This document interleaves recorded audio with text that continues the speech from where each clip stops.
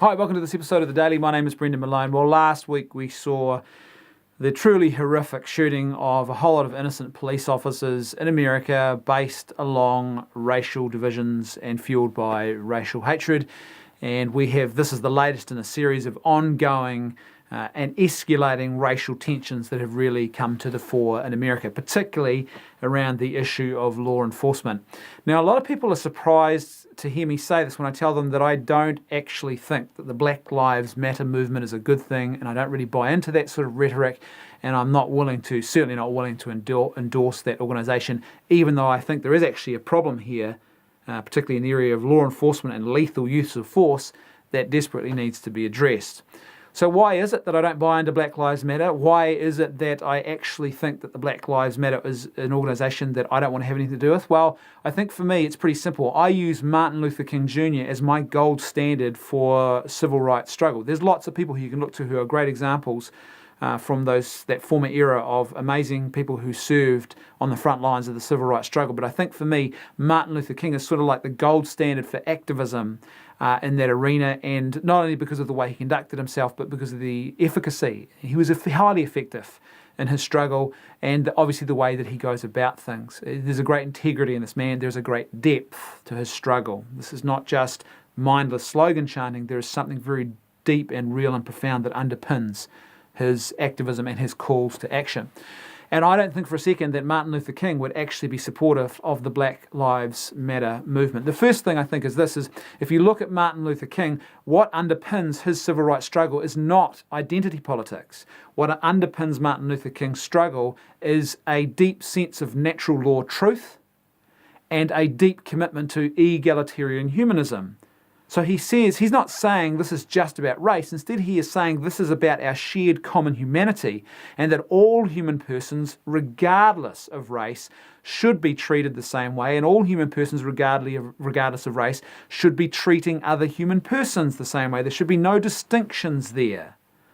And yet I would argue that the Black Lives Matter movement, instead of doing that, what it does is it grounds this struggle in slogans, in emotive sort of lynch mob mentality, and there's really no depth here. It's grounded in identity politics, and that's really a problem. And identity politics, what it does is it actually, I think, only heightens and sharpens and creates greater racial divide. For Martin Luther King, it's not about having these little cliques where you create a victim class and a victimizer class. Instead, it's about overcoming the hurts and the wounds and the injustices and coming together and moving forward with justice, with solidarity, with commitment to the personhood and to those natural law truths about the way human persons should be respected, regardless of which side of the issue you're coming from. And that's quite different to creating a victimizer and a victim class. And when you do that, what happens is you, as I said, you divide people even further.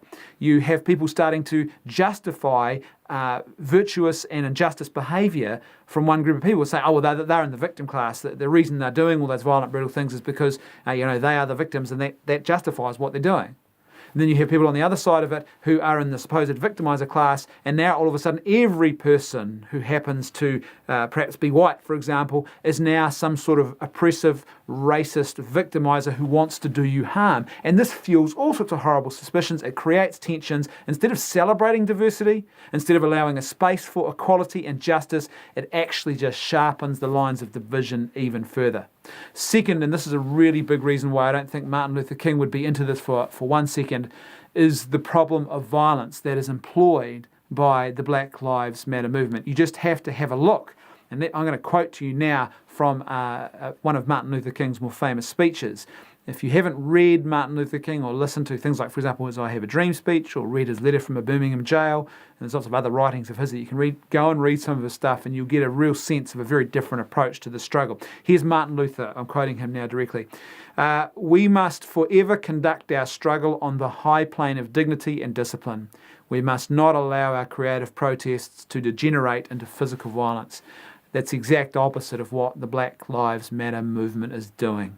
Go and read their tweets, go and listen to the video footage of their marches. They are calling for militant, violent action. They are celebrating it. they are doing nothing to de-escalate that at all, and it's a real problem. And that's why you have black police officers and black police chiefs who are now openly denouncing Black Lives Matter and saying that this organisation is little more than a domestic terrorist organisation. And when you look at the way they're conducting themselves, you can see why they are saying that. You see, part of the problem is here, as I said, is there's a lynch mob mentality that has arisen around particularly these police shootings, and it's becoming a real problem. On social media and the mainstream media, you have people now who are just literally, it's like they're in witch hunt mode. Every time the moon comes out, they're saying, look, I saw Goody Proctor consorting with the devil by the light of the full moon. Everyone is seeing this now. Everywhere, that's what they do. There is no proper waiting for facts to come in. There's no proper analysis of evidence. They are just emotively and wildly screaming things now and chanting things and just repeating things over and over again. And people are not actually stopping to assess the validity of what's being said. So, for example, I saw a meme that was floating around on social media from The Daily Show, of all places. And the host of The Daily Show was saying, look, if you say that you're for Blue Lives Matter, people think that you want to kill blacks. If you say that you're for Black Lives Matter, then people think that you want to kill cops. And he says it's a false dichotomy, both blue lives and black lives matter. Now, he's partly true. He's partly right. This is partly true. But it's still not the full truth. The full truth is that we shouldn't be dividing people into these groups and calling them a black life or a blue life or a green life or a married life or an unmarried life. We are all human persons. We have a shared common humanity. And that's what we should be focusing on. Now, by the way, don't panic. I'm not one of these people who thinks for a second that if you are saying Black Lives Matter, that you believe that only Black Lives Matter. That's absurd. I've heard people making that claim. Now, I don't think for a second that the majority of people who are saying, and who are chanting or repeating things on social media about Black Lives Matter genuinely believe that only Black Lives Matter and every other race or ethnicity can be damned. That's not what they believe, and that's an absurd claim. But the problem is that dividing things by identity politics leads to, I think, a very shallow approach to these issues that completely fails to take into account natural law and to a much deeper understanding of why the injustice exists here. The other thing that I think is a real problem here is that there are really good statistics and data available to us now, very recent stuff as well, that would suggest that perhaps this isn't actually a race problem with white cops who either actively are killing black suspects or who don't care about the lives of black suspects, so they're killing them more than they would white suspects. For example, the latest data from this year's lethal police shootings involving innocent victims, the rate of innocent black victims who are shot and killed by police, 3%. The rate of innocent white victims who are shot and killed by police, 3% of those who end up in that situation. So there doesn't seem to be. Another study I saw, data that's been collected by the Washington Post, I think it is, have collected a whole lot of new data, and what they have found is that you are more likely to have your gun drawn on you by a Latino or a black police officer than you are by a white police officer. So a white police officer is less likely to draw a gun on you than a Latino or black, according to the data they've got. Now, there's a lot more that could be said about these statistics and figures, but the point is there is enough evidence there to say that maybe this isn't a race issue. And this is something I've been talking about for a while now.